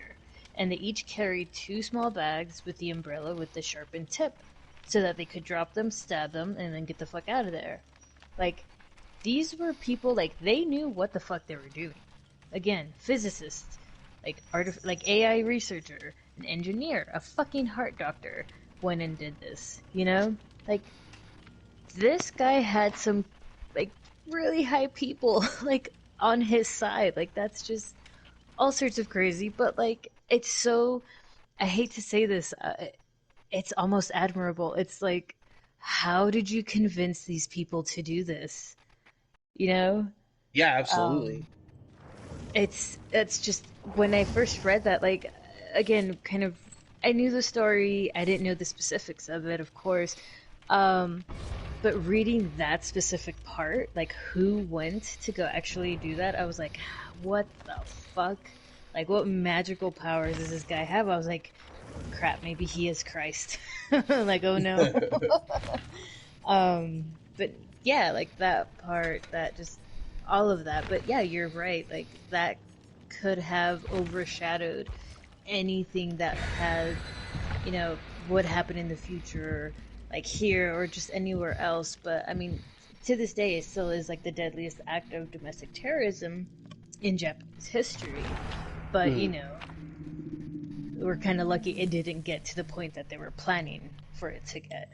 Well, and we're lucky that it backfired as far as, what their plan was because that was just step one. Again, they believed that the apocalypse was coming and that to survive the apocalypse, they would have to trigger it and, kill people. And so they were trying to get rid of a lot of people, and this was only one way to do it. When after the attack, and we'll get into more details about the attack right now, but the aftermath of the attack was that these compounds and anything that was associated with Shinrikyo was raided, and they found all sorts of shit. They found Ebola cultures. They found a Russian military helicopter. They found other biological weapons such as anthrax. They found obviously like a shitload of guns and just devices of mass human death that they were planning on releasing on Japan, even though America was somehow the bad guy and the Japanese were somehow the good. It doesn't make a lot of sense, but that's what they were gonna do. Is they were gonna fucking kill a bunch of people. And so not only so 13 people died, and that sucks, but literally thousands upon thousands upon thousands, tens of thousands, 50,000. Who knows how many people would have died if first of all that plan went according to plan, and then if they were allowed to execute the rest of their plans. So many fucking people would died, and so the 13 people that died certainly did not do so in vain. They saved a lot of other people's lives, not directly by anything they did, but just as a sacrifice in the open. The attack on the train killed 13, critically wounded 98, and affected 958 to the next level. But 6,000 people were said to have had their health affected by the sarin gas attacks, and they say that number is not accurate as far as like it's probably a lot higher, because some people, or for some reason a lot of people, didn't want to admit that it happened to them. They didn't want to come forward and say that it was them, I guess because they were afraid of the backlash from the cult, because obviously the cult had not been squashed at that time. It was still running rampant. And so the actual attack itself, again, very, very smart people, and not just ordering, okay?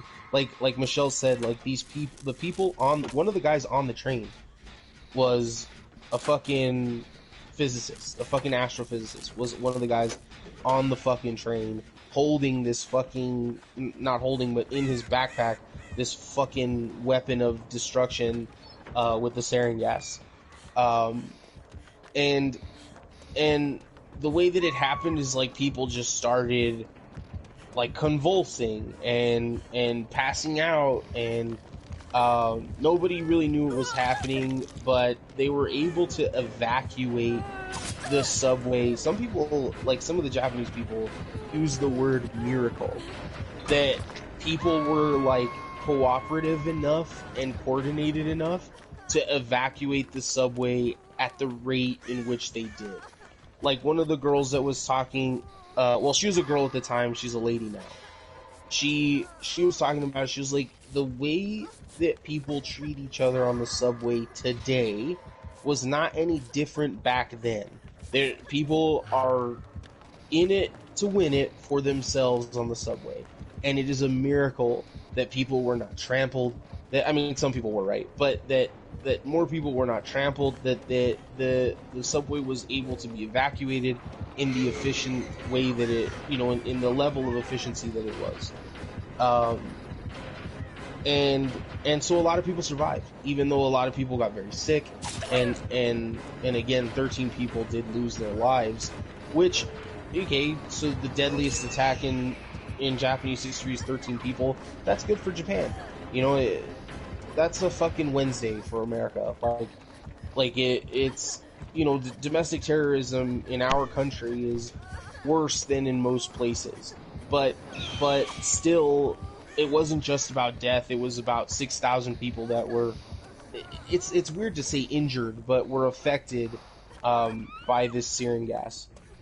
Like I said, the aftermath of that is that everything gets raided, and Shinrikyo is put into this position where people are going like, holy fuck. Not only are they a cult, but they are a fucking death cult. They're a doomsday cult, and they want to take everybody out. And this poor woman, this poor daughter of Asahara, like you wonder what it's like to be in that position, and it's easy, like if you're a family of one of the victims, you're thinking to yourself, like, why the fuck would you ever come out against this person's death? But even if you're advocating for your dad to stay alive if he was a terrorist, you should not be treated the way that it's displayed that this poor woman is treated. Now, I mean, her life is a fucking living hell because she advocated for keeping him alive. And that's what people don't seem to like when you isolate a number, a statistic when it comes to these kinds of things, and you take that number at face value. Oh, 9/11, we lost this many people. How could you say that 13 people dying isn't even close? It's not, but it's in the same vein. It's the same level of evil, and they failed, but they wanted to have terrorist attacks that would have brought in the death toll again, would have dwarfed the death toll on 9/11. On top of that, so many lives were ruined. Financially, people's lives were ruined. People, again, they were separated. Families were separated. People disappeared and were never seen again. None of that is going to show up as a statistic if you look at this terrorist attack, but so many fucking lives were ruined by the cult leading up to this terrorist attack, and then ruined by the terrorist attack itself, including this poor woman who was born into this fucking murderer's family and is now just trying to, has the belief that no one should be executed and all that stuff. And so just a lot of ruined lives. And again, for what? So this guy could get his fucking rocks off? Like, because this guy thought he was God and he was so self-important that he's willing to take down a whole population with him. It's hard to, I think you said, it's hard to say that you admire like what he was able to accomplish. I think that it is, and it's hard to look at it and not be amazed, but I think it's easy to look at it and be like, fuck this guy. There's an obsession with Charlie Manson. I don't really understand that all that much. There's an obsession with other cult leaders, but in Japan, it's not tolerated to talk about the way people make fucking movies about Charlie Manson, and he's in shows, and people wear his fucking face on a t-shirt. That is not acceptable in Japan. People don't do it. People don't worship him. People don't... I mean, obviously the remaining cult members do, but it's just... It speaks culturally about how we treat people like this, and how there is an admiration on some level. There really is. I recently saw a makeup line, and they had like a new line of like a lip gloss or some shit, and it was the serial killer edition. So they had like a Ted Bundy one and a Charles Manson or the Manson family, whatever, And I was just like looking, and like each like one individual lip gloss was like 30 something, and some of them were already sold out, and it was just the most ridiculous shit I have ever seen. But it's true, like, that's the culture revolved around here, because in a sense it's like, oh, this is a famous person, right? So this famous person will have fans.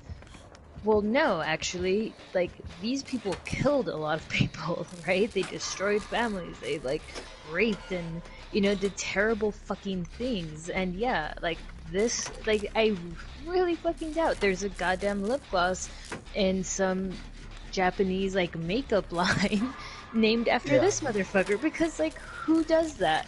Well, Americans. Yay. America. America. And Ernie and I like have this thing where we see something like that, like the serial killer makeup line or whatever, and we go, oh, so edgy, like, Yeah. like like it is. It's like, okay, dude, like, we get it, edgy makeup named after Ted Bundy, like when really it's like, again. I apologize to anyone who owns something from the serial killer makeup line, but it's just so fucking simple-minded. Like, it's so simple-minded. Like, Like, you just slaps a murderer's name on there and then you have to have it. Like, it's fucking dumb. To be fair, I own what is supposedly a piece of Ed Gein's house, but, No, and I also, like, had, an artwork from, oh my god, it's the clown guy? John Wayne John Gacy. Wayne Gacy, Yeah, I used to, at least. Not anymore, right? Like, an ex gave it to me, but then took it back. But no, yeah, I remember, like, I would say, like, oh, we're talking about serial killers, eh? Well, I own this, or used to. So yeah, like, maybe I am, like, in a sense, like, at fault, but I think that's more like this, like, morbid curiosity, and it's not like I'm out at a, I don't want to say bar because COVID, but yeah, no, I'm out at a bar, I'm like, hey girl, I like your lip gloss, thanks, it's Ted Bundy. Like, that's kind of really fucking different. I don't know. No, Or maybe not, I don't know, I mean, it's fucking, you can judge me too, that's fine.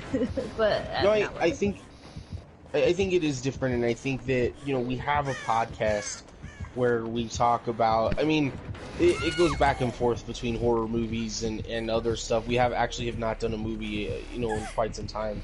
But, you know, when we talk about hauntings and we talk about that kind of stuff, that, I mean, who are we really hurting? We do talk about serial killers. We've covered fucking BTK, covered Ted Bundy, covered fucking John Wayne Gacy, fucking Richard Rodriguez. Like, I mean, we are talking about it. But I think that when I did BTK, I constantly made fun of it because I don't want to seem like we're sucking these dudes' dicks. Like I want it to be well known that this is, for lack of a better word, for educational purposes. Like people should just be made aware of the story and the fact that it exists. It's not like, oh man, like I really like, man, that Ashihara guy was really fucking something. You know, what a fucking badass. You know, being able to accrue all this power or whatever. I think the guy's a fucking cheese dick. Like I think that people that do those kinds of things to other people to somehow further their own agenda are not only evil and sinister, but they're a fucking joke. And I feel that way not in small part because of what we're going through in America currently and what we just went through in the last 4 years. I don't take things like this lightly anymore, because at first it was like, okay, it could happen in our backyard in Waco, you know, it's kind of scary that this thing happened, you know, so close. And then it was like, okay, you know, like, you know, it's kind of scary that, you know, Charlie Manson's before Waco, but, you know, those kinds of things are kind of scary. It's kind of, you know, but after half of the country's population was brainwashed and made to believe a bunch of fucking lies, it's hard to sit here and think of these people, the cult leaders, I mean, as the lowest fucking scum on the entire planet. And I really feel that way about Asahara. That, first of all, if you're a fucking bully, I mean, kick fucking rocks, fuck you. But, so just that part of his childhood, even without all this other stuff, like, dude, you're a fucking pussy. But yeah, you know, totally all the agree. rest, like, I the can't, rest like... No, continue, sorry. No, please, go ahead. No, I was just gonna talk shit about bullies real quick. Yeah, And please. I think starting the research for this to, like, have my notes, that was the first thing that I saw, and I'm like, okay, I already know this guy's a dick, but I didn't know he was, like, this level dick. Like, again, not like this level, but, like, really, dude, you're going to this special school, and you're fucking bullying blind children, because you can kind of see, so you have, like, a slight advantage. And not even then, like, that's, like, a specific, like, to him, right? But that was still, like, extra dick. But then, like, just bullying in general, like, I just... like, if you ask us, if we watch a movie or a show and you see, like, oh, a kid's getting bullied, like, I will literally get up and start yelling at the television, like, where's your fucking mom? Like, who are your parents? Like, what the fuck is wrong with you? But yeah, that kind of started my whole, like, yeah, and, like, going back to what you were saying, like, I think there's a difference between, you know, saying something is fascinating versus, like, admirable, saying something is, you know, what was the other one I was gonna say? Like, glorifying versus like, oh, like, I'm intrigued by this. Like, how did he get people to do X, Y, and Z, And like you said, it's more of like, we do research, we take notes. We're here to tell you, like, hey, like, this happened, this is history, And kind of like after I went through my little spiel, I was like, haha, sound familiar? Because, yeah, like you said, like, what's that fucking kind of that phrase, like, if we don't learn history, we're doomed to repeat it, etc. So I think that's a part of it. And yeah, like, again, we're not glorifying, we're not putting these people on pedestals. We're just like, this crazy, this psychotic, manipulative motherfucker got all these people to fall in line with him. Let's find out why. Let's find out how. Oh, he's in, like, that's a lot. But again, we're not putting, like, oh, and then now we're gonna have Death by Daylight T-shirts with his picture on it. $35. Thanks, guys. Well, I think you can be in awe of something without, like, you can be in awe of something evil. You can be in awe of something. Being in awe is neutral, right? It's not, you're not admiring something because you're in awe of it. We're in awe of what this person accomplished. What he was able to do, the people he was able to convince, the money that he was able to acquire. Doesn't mean that we're glorifying it, doesn't mean that we like it.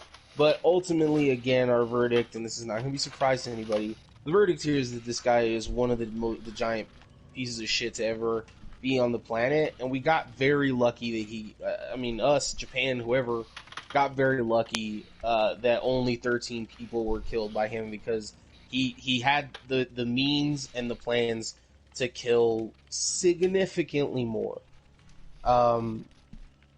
There are things, I want to be upfront about this, there are things we skipped. Again, the story has so many fucking threads to follow, and if you pull one of the threads, it leads to a whole different story and a whole different set of stories. We are not even doing victims justice, because we did not talk about some of the murders that were committed. We used kidnapping as a big general sweeping word, when in reality we could do a whole podcast on just the kidnappings that were done at the hands of Shinrikyo. But I feel like what we've given you here is a pretty good sense of basics, like the story, again, not chronologically, but eventually from beginning to end is there. The aftermath of the story is there, and how we got here, or how he got to where he was with $1 billion and tens of thousands of followers. We covered that part of it, but I would encourage you to go look at videos of, just literally type in Shinrikyo, and there's a lot of interesting stuff. The anime, the dancing recruitment videos, the little tiny documentaries about different parts of the story. Obviously, a lot of what people cover is the terrorist attack itself. Think about, America's coverage of Osama bin Laden. There's not like a lot of intricate details about his childhood and that kind of thing, but it's out there. The story is out there. The things, people are fascinated by him, as I guess they should be. He, again, very neutrally was a fascinating person. So, that's what I've got. I'm open to, I'm sure I missed stuff that you want to talk about. I think it's a good time to get into anything else we want to discuss about Shinrikyo. Honestly, we had really similar notes. Kind of like going back to what you said about, like, we didn't really do, like, the whole kidnapping thing justice and etc. But I think, like, as far as what we wanted to do, which was, like, inform and get, the major elements, like, being that we noted all of these other things, not to say that they were smaller, but, we made passing mention of it. if you're interested in just that, like you can like kind of like you said, like Google that and just write kidnapping. Google that with the warehouse at the end to see all the crazy shit that they found in there. Yeah, Um, yeah, absolutely. so I think because like what we're about to hit the 2 hour mark, and we didn't get like a lot of the story, but we got again like the major, like the gist of it and Plot like the major points. parts, correct? Yeah, yeah. That says a lot about what a piece of shit this guy was, and like just like how much more there is to this story. But again, if you're intrigued, just type in the name of the cult, which I keep not wanting to say it because I would keep wanting to say Shinchan at the end because I'm an idiot. But just like honestly, if you Google that and then Google like the lawyer, right, and like his family's killing. Again, I should probably be saying Mhm. these names to they're the victims, and I'm It's sorry. hard. It's hard with the Japanese names. And that too, I don't Um, want to like mispronounce and be even a bigger dick too, like yeah, like Shinchan. butcher it. Yeah.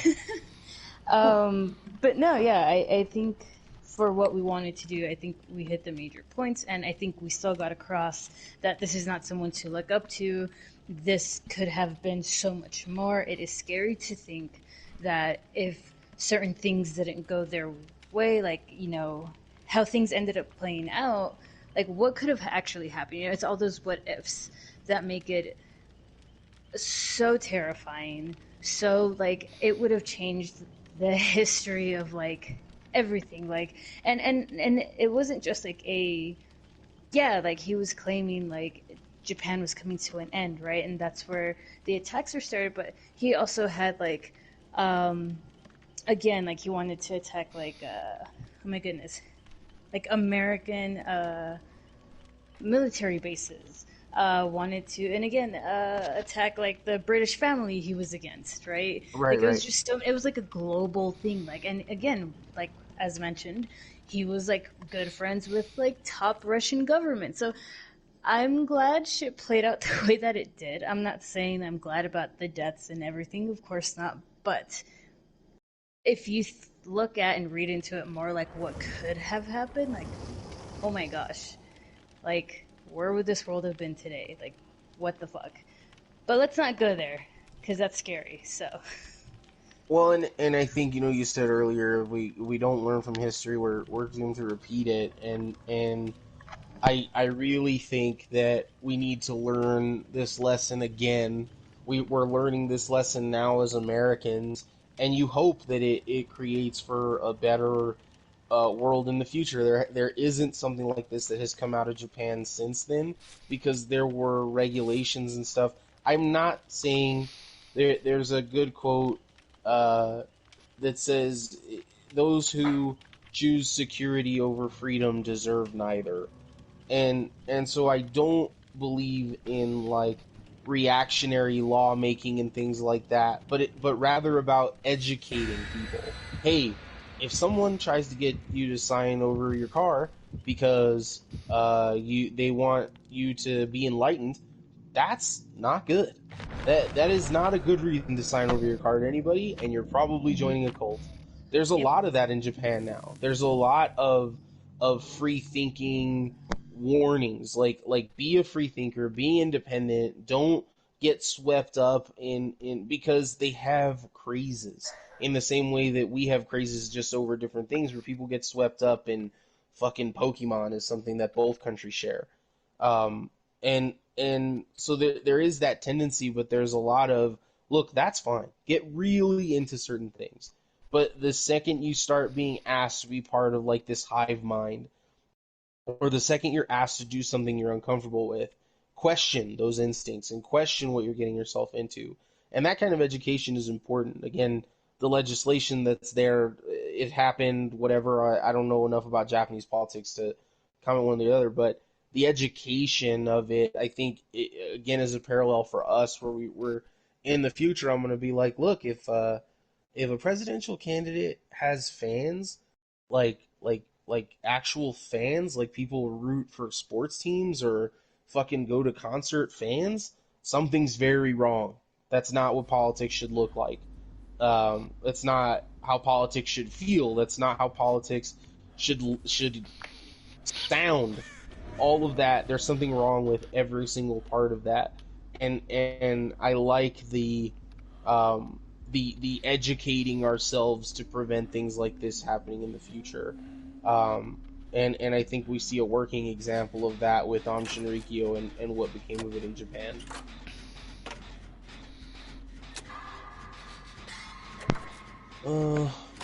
Yes. Ernie's in a match. Yeah, I just got it's a rubber match. I'm done. Yeah? Yeah, I don't have anything else. I mean, again, there's stuff, but I don't want to get into something else after we've kind of put in, a cap on it. I think that's a good place to wrap up the story. But I mean, we can stay on until the match is over. Who's still in The chat? what? Who's still in the chat? There's only 3 people watching, and I'm one of them, so Ruben said he's gone. Jared still might be here. Beck still might be here.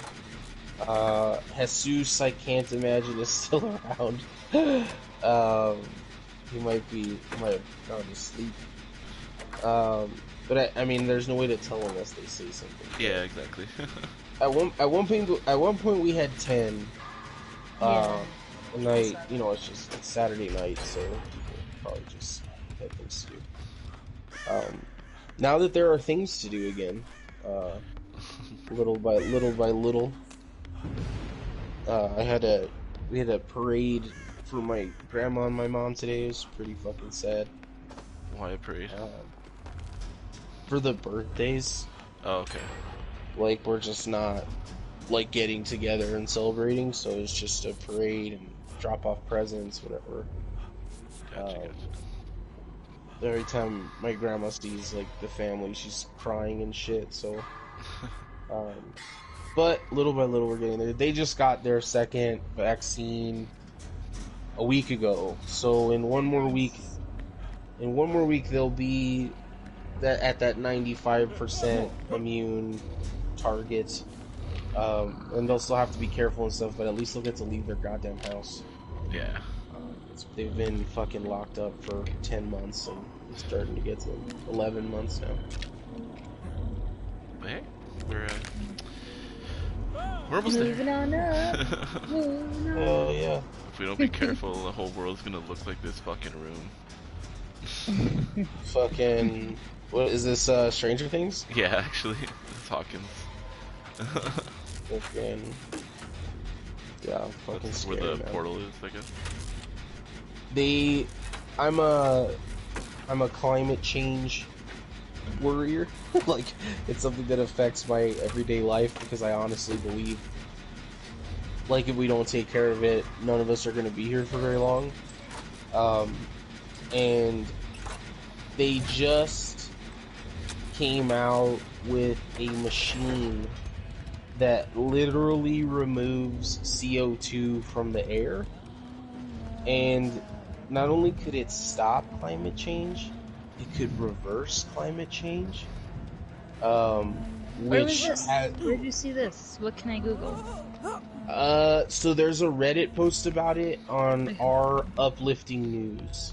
Ah, gotcha. I'll find it. And the article there is the actual article. Like someone posted about it, but it's like there's an actual article in a link. Mm-hmm. And people don't understand how much COVID and climate change are connected. The super diseases develop when the Earth is in a bad place. We've known that for quite some time, that we were going to get to the point in climate change where super diseases were going to develop. And this seems pretty much like a super disease. And so if you were looking for some fucking good news, boom, there it is. It's huge. It's absolutely gargantuan news. In your everyday life, way more than you probably think about. This machine that can remove CO2 from the air is gargantuan. for our future as a species. If you have kids, you should be jumping up in the air for joy that this thing has been developed. That's exciting. That's like not just exciting. That's so like that's big. Yeah, I mean, I really think that. It's because it's so perfect. It's big. That's huge. In that kind of like awestruck tone, yeah,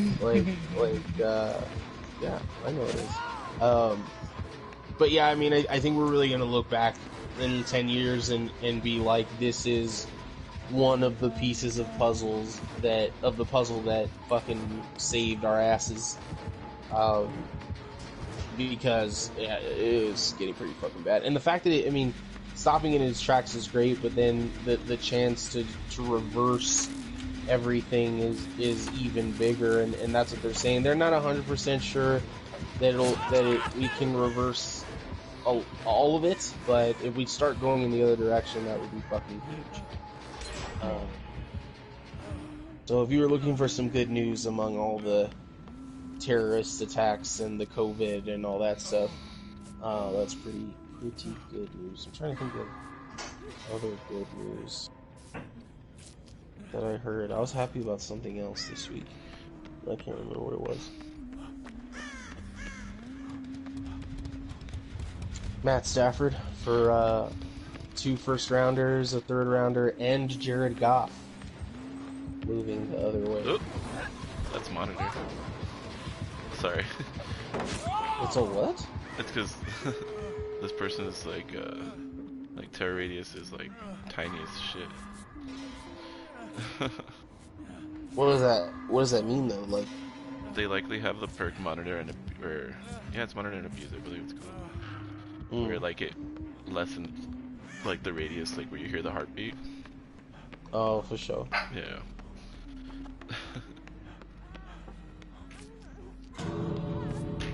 This is the character that looks like Puppers. Yeah.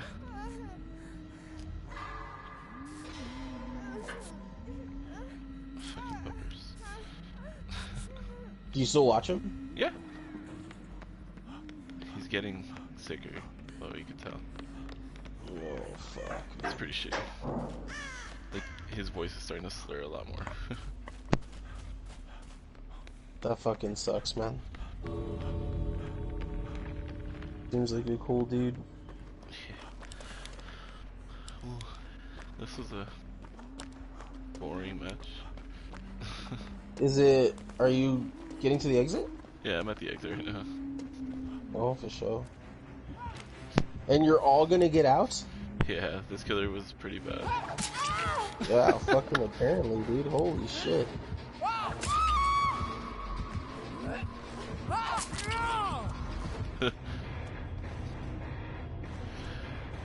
Can he still kill you where you're at? If, like, I don't run out, yeah. Like, that person almost fucked up. But I had to, like, bait the fucking hit, or else they would have been able to pick them up. Oh my god. What a dumbass. Just because they were flashlight clicking him. Yeah, they weren't... My teammates weren't that good. But we all got out, so they were at least efficient. Well, one of them's a red rank, no? Yeah. At least? Yeah, they were... It was just the killer was bad. Yeah. Oh no, yeah. they didn't have the fucking monitor. They just... Whatever. Easy. 24k. Alright. I imagine we will be back next Friday. Always look for I know today's Saturday, but Friday we should be back. Always look for the announcements on at Death by Daylight on Instagram, at Death by Daylight on Twitter. We do have a Facebook page, Death by Daylight, and I believe that's it. Maybe we'll try to get on some other stuff. What do we have? Instagram, Facebook, Twitter, YouTube? Yeah, Twitch? I did a cross promotion I raided our friend's stream and put our information up there, so I'll return the favor. Go watch Woo Keith. That's WHOO_Keith on Twitch. He streams. He's trying to stream every day. I think maybe not today, but I think like 4 or 5 times this week he did it, which is pretty good. He was playing the He fucking is medium yesterday, and that game looks fucking wild. like terrifying. Both, like terrifying and like eerie. I haven't seen fucking gameplay for it. I'll have to check it out. Yeah. When I was there, he was playing Resident Evil 2, which like it's right up our Death by Daylight alley. So, if you're interested in like horror games, he's gonna be doing. He does like Minecraft and stuff too. But go check him out on Twitch. That's Woo_Keith. It's woohoo. And yeah. So and check us out on all our pages. Please follow, like, subscribe wherever you can. It really does like. I mean, we know what we are, but we always we would like to get bigger, and we would like to have be part of an algorithm that actually shows people our shit. So, it helps us out a lot if you guys can do that. And the first ever sober episode. Oh, I started drinking midway through. Oh, nice. Oh. Our first almost sober episode of Death by Daylight has come to an end. I think it was good. I think that it was there was a lot of information.